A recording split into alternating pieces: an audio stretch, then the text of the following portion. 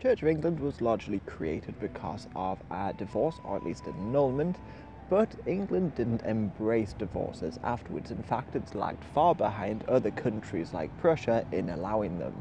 Well, there were some forms of separation in the 18th century, but you'd have to go through Parliament, and they'd go through your marriage history, and you'd have to come up with a pretty good reason as to why you're getting a divorce, and it would be quite an expensive affair, so it was only for the rich. Or you could go through the church and get a separation of bed and board, and this was usually granted to people whose partners had been violent or adulterous, and it would grant them the right to live separately, but they couldn't remarry. So just 200 divorces were granted between the mid-18th and 19th century, but you might think that you could just go out and annul your marriage, but this was also incredibly difficult, because you'd have to prove that your partner was insane, or maybe that they had committed fraud by lying about their identity. Impotence was also quite hard to prove. It wasn't just a matter of not having sex with your partner.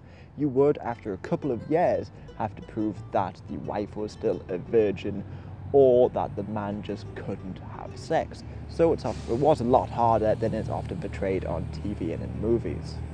For the poor, it was incredibly hard to separate from your partner, and in 1753 the Marriage Act required all weddings to have a formal ceremony, whereas beforehand it was just an agreement made between people.